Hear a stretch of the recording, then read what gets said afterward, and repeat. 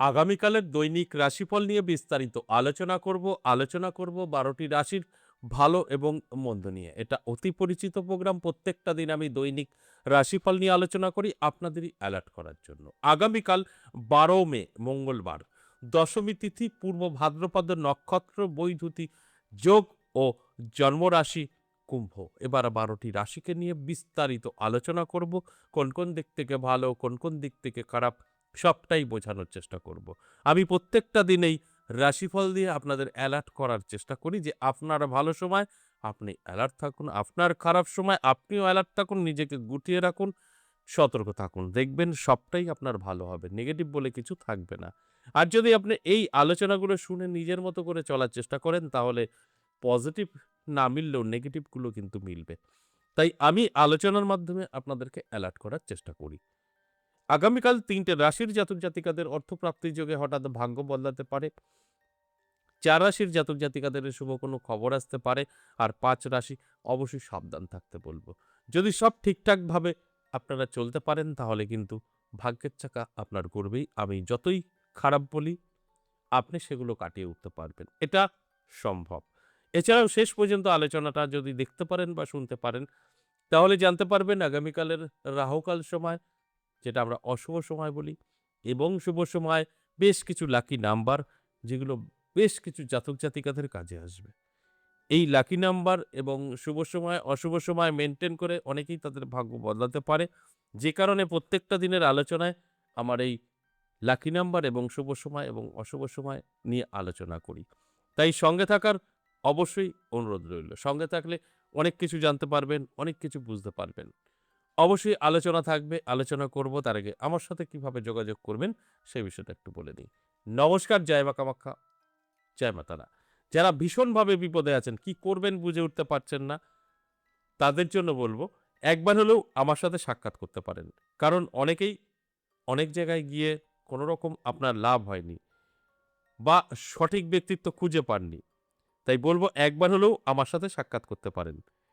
যদি সঠিকভাবে আপনি আমার সাথে সাক্ষাৎ করতে পারেন তাহলে কিন্তু আপনার জীবনের পরিবর্তন করতে পারে। তাই আমি বলব একবার হলেও আমার সাথে সাক্ষাৎ করুন। কিভাবে সাক্ষাৎ করবেন সেই বিষয়টা নিয়েই বলব। আমাকে দুটো জায়গায় পাবেন। অ্যাভেইলেবল কোনো চেম্বার নেই।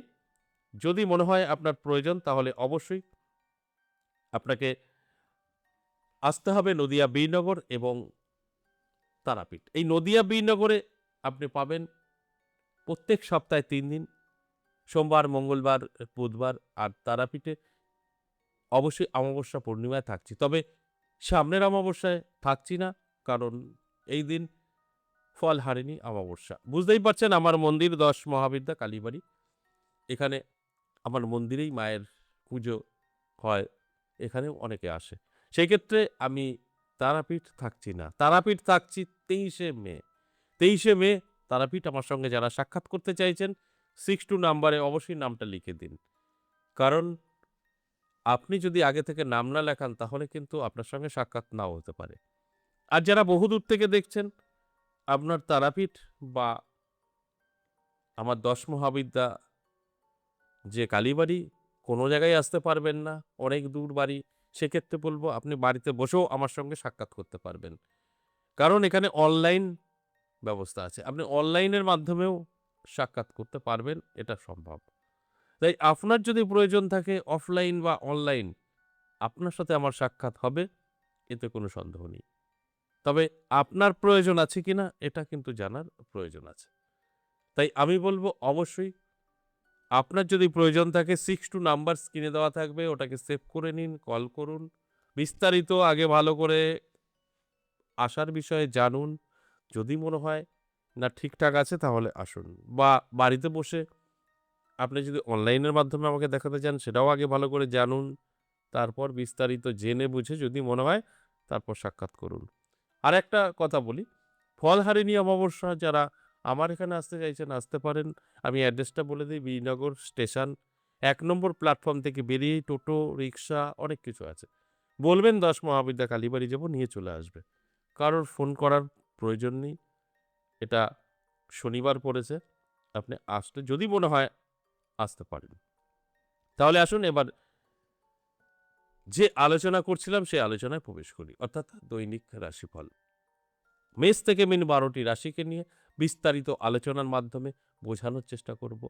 কোন, কোন দিক আপনার যথেষ্ট শুভ ফল দেবে, কোন, কোন দিক অনেকটা সতর্ক থাকতে হবে, সবটাই আমি বলব এবং আপনাকে বোঝানোর চেষ্টা করব। তাই সঙ্গে থাকার অনুরোধ রইল। আপনারা যদি এই আলোচনা থেকে নিজেকে তৈরি রাখতে পারেন, অ্যালার্ট থাকতে পারেন, ভাগ্যের চাকা ঘুরবে যে কথা আমি ১ম এ বলেছি। তাহলে আসুন এক, এক করে সেই রাশি নিয়ে আলোচনা করি।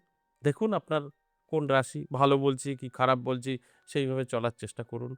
মেষ রাশির জাতক-জাতিকাদের খুব একটা ভালো যাবে না আগামীকাল। একটু সতর্ক থাকুন। যদি সতর্ক থাকেন তাহলে সেফ থাকবেন। তা না হলে কিছু সমস্যা আপনার তৈরি হবে। সেটা স্বাস্থ্য হতে পারে, অর্থ হতে পারে। অ্যালার্ট থাকুন, সবটাই ভালো থাকবে। কারণ আমরা যদি চাই আমাদের ভালো কিছু করতে সেটা তো সম্ভব। আর যদি মনে হয় না যা হবে, হবে তাহলে কিন্তু নেগেটিভ আপনার জন্য হবে। কারণ নেগেটিভ আমরা যদি পজিটিভ নাও মেলাতে পারি, নেগেটিভটা না মেলালেও আপনার সঙ্গে ঘটে যাবে। তাই সতর্ক থাকাটাই ভালো। বৃষ রাশির জন্য শুভ সময়। আপনার যদি বৃষ রাশি হয়, সর্বকাজে সফলতা, সাকসেস, বেকারত্ব দূর এবং কোনো সুযোগ আপনি পেতে পারেন। শুভ কোনো খবরও আসতে পারে। এটা অত্যন্ত শুভ। আর এই শুভ সময়ে শুভ কাজে ব্যস্ত থাকতে হয় যে কথাটা আমি প্রত্যেকটা আলোচনাতে বলি। তাই অ্যালার্ট থাকুন, চোখ কান খোলা রাখুন। এরপর মিথুন রাশি। মিথুন রাশির জাতক-জাতিকাদের ক্ষেত্রে বলব যে আপনার কিন্তু মিশ্র ফল পেতে চলেছেন। ভালো এবং মন্দ উভয়ই ভোগ করবেন। অর্থাৎ হঠাৎ করেই আপনার সময় ভালো হবে, টাকা হয়তো আসলো হাতে বা ব্যবসা ভালো চলল। তারপর দেখবেন হঠাৎ করে খরচাও হয়ে যাবে। আর ওইটাকেই কন্ট্রোল করলে আপনি সেফ থাকবেন। এছাড়াও আপনার ছোটখাটো সমস্যাও আসতে পারে স্বাস্থ্য সংক্রান্ত। অ্যালার্ট থাকুন, ভালো থাকবেন। দুটো রাস্তা আপনার ভালো খারাপ দুটোই আছে। তাই খারাপটা অবশ্যই আপনি এড়িয়ে যেতে পারবেন। ভালোটা এপ্লাই করতে পারবেন তাহলে ভালোই বলা চলতেই পারে। কর্কট রাশির জাতক-জাতিকাদের প্রাপ্তিযোগ হঠাৎ ভাগ্য বদলাতে পারে। নানা দিক থেকে অর্থ এসে হাতে ধরা দিতে পারে। কারণ প্রাপ্তিযোগে অর্থ আপনার হাতে এসে ধরা দেবে এটাই তো স্বাভাবিক। তাই অর্থপ্রাপ্তির যোগে ভাগ্য বদলাবে। এর জন্য আপনি অ্যালার্ট থাকবেন, চোখ কান খোলা রাখবেন। কারণ কোনো না কোনো জায়গা থেকে তো অর্থ আসবে। সেই জায়গাগুলো তো তৈরি করতে হবে। তাই অ্যালার্ট থাকলে আপনি বুঝতে পারবেন আপনার কি করণীয়, কি করতে হবে। করুন। মনে যেটা বলে সেটা করুন, সাকসেস পাবেন। কারণ অটোমেটিক হাওয়ায় তো কিছু হবে না। আপনাকে এগোতে হবে, সেই কাজটা করতে হবে। যে আসবে তার সঙ্গে কথা বলতে হবে। তাই অ্যালার্ট থাকুন, চেষ্টা করুন। ভাগ্য কিন্তু আপনার বদলাতে পারে। সিংহ রাশির জাতক-জাতিকাদের ভালো সময়। কোনো শুভ খবর পেতে পারেন। বন্ধু-বান্ধবী দ্বারা উপকার আপনার হতে পারে। কোনো আইনি সমস্যা মিটে যেতে পারে। পজিটিভ। তাই পজিটিভ দিন অবশ্যই আপনি অ্যালার্ট থাকুন, সুস্থ থাকুন। অ্যালার্ট থাকলে আপনি নিজেই বুঝতে পারবেন কতটা ভালো ফলাফল আপনার জীবনে আসছে। আমার কাজ আপনাদেরকে অ্যালার্ট করা। কন্যা রাশির জাতক-জাতিকাদের ক্ষেত্রে বলব, একটু সাবধান থাকুন। আপনার মান-যশ খ্যাতি নষ্ট হতে পারে। ব্যবসা সংক্রান্ত সমস্যা তৈরি হতে পারে। তাই অ্যালার্ট থাকলে আপনি সবটাই বুঝতে পারবেন, কন্ট্রোলে চলতে পারবেন, সবকিছু আপনার আয়ত্তে থাকবে। যে কারণে আমি প্রত্যেকটা আলোচনায় অ্যালার্ট করার কথা বলি। তাই অ্যালার্ট থাকুন, ভালো থাকবেন। কি করণীয় নিজেই বুঝতে পারবেন, সেভাবে চললে ভালো থাকবেন। তা না হলে কিছু সমস্যা আপনার জন্য তৈরি হয়ে আছে। তুলা রাশির জাতক-জাতিকাদের ভালো সময়। হঠাৎ করে ভাগ্য বদলাতে পারে, আর্থিক উন্নতি এবং কিছু অর্থ আপনার হাতে এসে ধরা দেওয়া এগুলো কিন্তু হবে। অর্থাৎ প্রাপ্তিযোগ। প্রাপ্তিযোগে ভাগ্য বদলাবে এটাই তো স্বাভাবিক। তাই অ্যালার্ট থাকতে হবে তবে তো বুঝতে পারবেন সেই জায়গায় আপনি এগোতে হবে।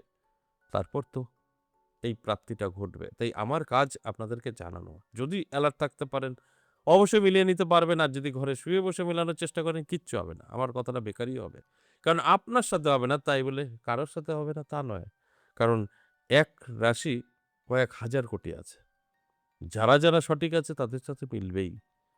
এরপর বৃশ্চিক রাশি।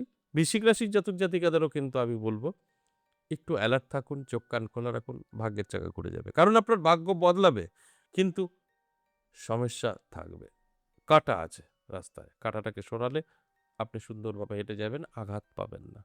তাই আপনার সময় ভালো, কিছু সমস্যা অ্যালার্ট থাকলে আপনি বুঝতে পারবেন এই সমস্যাটা কি।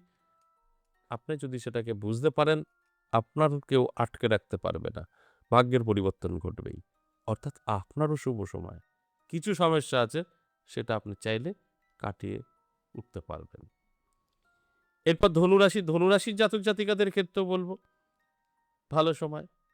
ধনুরাশির জাতক জাতিকাদের কিন্তু নানা দিক থেকে সুযোগ আসতে পারে। সর্বকাজে সফলতা এবং আটকে থাকা কাজ ক্লিয়ার।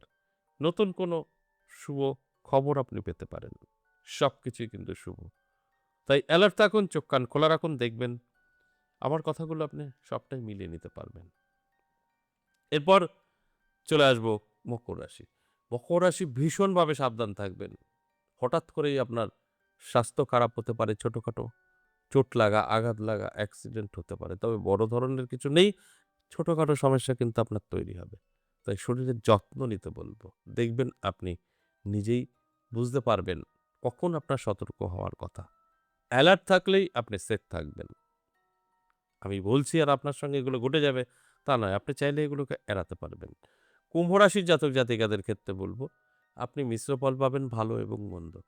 সকলের সাথে ভালো ব্যবহার করার চেষ্টা করুন। মুখকে কন্ট্রোল রাখুন। আপনার লক্ষ্যে পৌঁছানোর চেষ্টা করুন। কর্ম করে যান। অবশ্যই আপনি ফল পাবেন। কর্মফল আপনি পাবেন। এতে কোনো সন্দেহ নেই। এরপর সর্বশেষ মীন রাশি। মীন রাশির জাতক জাতিকাদের কিন্তু শুভ সময়। এই শুভ সময়টা ধরে রাখার চেষ্টা করুন। অর্থাৎ শুভ সময় মানেই আপনি প্রচুর কিছু করে ফেলবেন তা নয়। শুভ সময় মানেই আপনার যত আটকে থাকা কাজগুলো ধীরে, ধীরে ক্লিয়ার হয়ে যাবে। মনে আনন্দ উপভোগ করবেন। দেখবেন আপনি সকালে উঠে একটা মনটা ভালো লাগছে, আনন্দে থাকবেন। শরীরও সুস্থ থাকবে। মন মানসিকতা ভালো থাকবে, শরীর সুস্থ থাকবে। এরপর একে, একে খবর আসবে সবই পজিটিভ। বাস এরপর আপনার উপরে সবকিছু। আশা করি বুঝতে পেরেছেন এই যে মেষ থেকে মিন ১২ টি রাশিকে নিয়ে আলোচনা করলাম সম্পূর্ণ এভারেজ। এবার আসুন আগামীকালের রাহুকাল।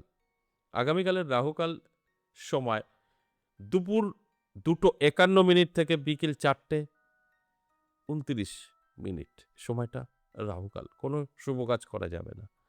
এছাড়া সারাটা দিন শুভ। এবার আসি লাকি নাম্বার 9763 ১২টি রাশির জন্যই প্রযোজ্য। আশা করি বুঝতে পেরেছেন। আজ এ পর্যন্তই আবার আসবো নেক্সট ভিডিও নিয়ে। ততক্ষণ ভালো থাকুন। নমস্কার।